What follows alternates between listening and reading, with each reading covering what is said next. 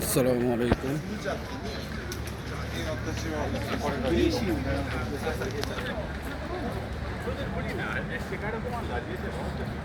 আশা করি সবাই ভালো আছেন।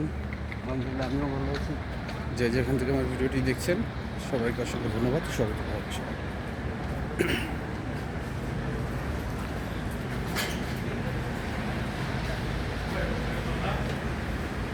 এখন ঠিক 11:30 বাজে, 11:30।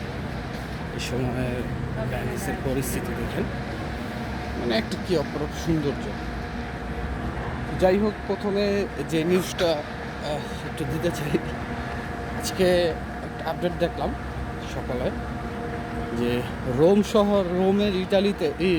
ইতালির রোম শহরে এয়ারপোর্টে গতকাল না আজকে জানি আপনার 2 জন ব্যক্তিকে জাল ভিসা সহ ইমিগ্রেশনে ধরা পড়ছে। তো তাদেরকে আবার রিপোর্ট করা হয়েছে, নিজ দেশে ফেরত পাঠানো হয়েছে যে এখান থেকে আসছে। তো চিন্তা করেন যে দেশ থেকে আসুক আপনার ইমিগ্রেশন পার করে ফেলছে। অ্যাকচুয়ালি এই বিষয়গুলো হচ্ছে বডি কন্ট্যাক্টের মতো।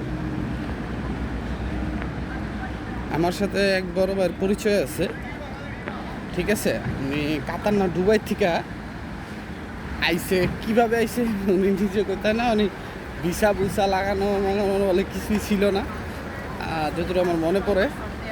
তো এই দেশে আসার পরে এয়ারপোর্টে উনি পাসপোর্টও দেখাইতে পারেন, ঠিক আছে।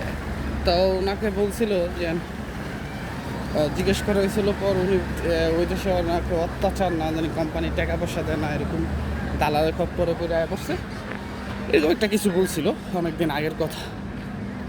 তারপরে ওনাকে সরাসরি ইটালিতে প্রবেশ করতে দেয়। তো আসলে এইগুলো হচ্ছে কপাল, ঠিক আছে।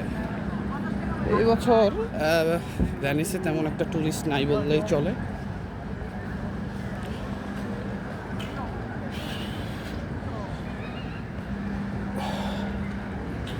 আপনারা অনেকেই নতুন ফ্লোসির কথা জিজ্ঞেস করেন। সেটার প্রিকমপ্লেসনে হয়তো বা সেপ্টেম্বর মাসে শুরু হয়ে যাবে, আগস্ট সেপ্টেম্বরে শুরু হবে, যে কোনো সময় এই 2 মাসে।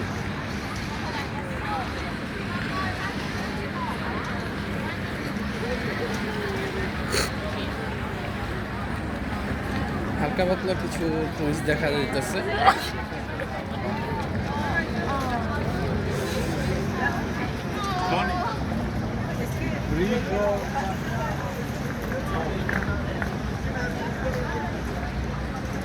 এই যে হলো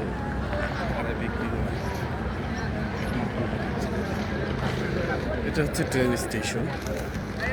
আমি গতকালকে যে আপনারা বাংলাদেশে যারা রিয়াদ বাইরে চিনেন, যে রিএফএস অথবা ইতালির ভিসা নিয়ে ভিডিও করে, যার কাপড়ের দোকান, তার ভিডিও দেখলাম। তারপরে ইতালিতে থাকে এক বড় ভাই, ওনার আনিস নাকি খেয়াল করছে না, তো ওনার ভিডিও দেখলাম। গতকালকে দেখলাম প্রায় 4-5 জনের আপনার ভিসা হাতে পাইছে, যেগুলোর কোটা ছিল 2026। এখনও বোঝা যাচ্ছে যে সঠিক ব্যবস্থা, সঠিক ব্যক্তি, সঠিক মালিক হলে আপনার ভিসা পাওয়া যাইতেছে, ঠিক আছে। এটা আপনার চলমান থাকে।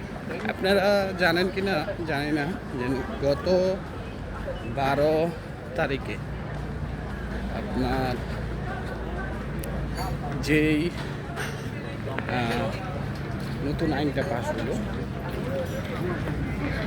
সেই নতুন আইনের কারণে কিন্তু এখন আপনার নতুন করে ভিসা পাওয়ার রেশিওটা বেড়ে যাবে। কারণ ইতালি কিন্তু বা ইউরোপীয় ইউনিয়ন তারা যে একটা মানে সম্মতিতে আইছে, সেটা হচ্ছে আপনার বৈধভাবে শ্রমিক আনবে।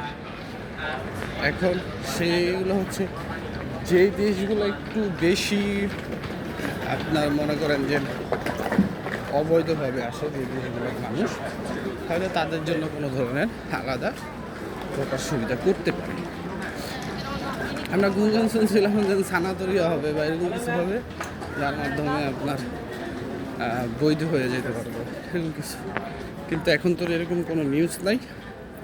সো আমি এই জন্যই বলি, যদি বাঙালির থেকে কোনো নিউজ দেখেন ইউটিউবে বা ফেসবুকে, এখন তো এর যুগ, কাইন্ডলি দয়া করে গুগলে সার্চ করে দিন, বা ওই ভিডিওটা চ্যাট জিপিটি বা জিমিনিতে দিলেই কিন্তু সত্যতা প্রকাশ পাবে এবং আপনারা সেটা জানতে পারবেন। আশা করি বুঝতে পারছেন। আর যারা নতুন ফ্লোসিতে জমা দিবেন, অবশ্যই একটু ভেবেচিন্তে ভালো লোক দিয়ে জমা দেওয়ার চেষ্টা করবেন। সবাই ভালো থাকবেন, সুস্থ থাকবেন। আসসালামু আলাইকুম, আল্লাহ হাফেজ।